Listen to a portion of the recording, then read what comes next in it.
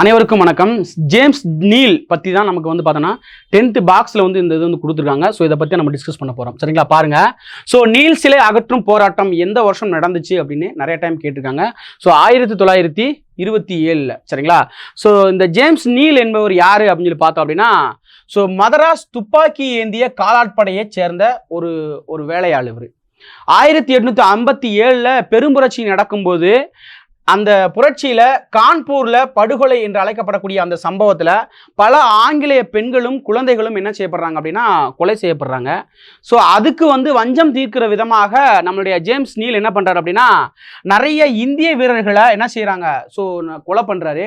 So அதுக்கு மறுபடியும் revenge எடுக்கக்கூடிய விதமாக இந்த நீல் என்பவரை என்ன செய்யறாங்க அப்படின்னா இந்திய வீரர் ஒருவரால் என்ன செய்யப்படுறாரு, ஸோ ஜேம்ஸ் நீல் வந்து கொலை செய்யப்படுறாரு.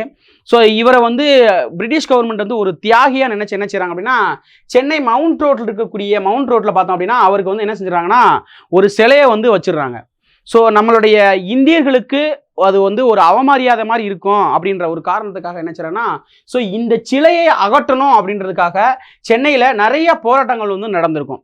ஸோ அதில் வந்து பார்த்தீங்கன்னா 1937 ராஜாஜி தலைமையில் காங்கிரஸ் ஆட்சி நடந்த பின்னாடி என்ன செய்வாங்க அப்படின்னா இந்த சிலையை வந்து நீக்கிட்டு கடைசியாக அங்கே எங்கே கொண்டு போய் வச்சுருப்பாங்கன்னா சென்னையில் இருக்கக்கூடிய அருங்காட்சியகத்தில் இவருடைய ஜேம்ஸ் நீலுடைய சிலையை கொண்டு போய் வச்சுருப்பாங்க. இந்த நீல் சிலை அகற்றும் போராட்டத்தில் நிறைய பெண்கள் வந்து கலந்துருப்பாங்க. ராமாமிர்தம் அம்மையார் மாதிரியான நிறைய ஆள்கள் வந்து கலந்துருப்பாங்க. ஸோ ரொம்ப ரொம்ப முக்கியமான டேட்டா, நீல் சிலை அகற்றும் போராட்டம் 1927 நடந்திருக்கும். ஸோ இந்த சிலை எப்பொழுது அகற்றப்பட்டிருக்குன்னு பார்த்தீங்க அப்படின்னா 1937 வந்து அகற்றியிருப்பாங்க.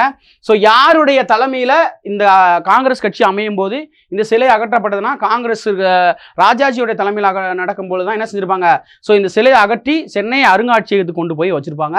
ஸோ ரொம்ப ரொம்ப முக்கியமான இந்த பாக்ஸு கண்டிப்பாக டிஎன்பிஎஸ்சிலும் டிஎன்யூஎஸ்ஆர்பிலும் கேட்கறதுக்கு நிறைய வாய்ப்புகள் இருக்குது. நல்லா படிச்சுக்கோங்க. நன்றி.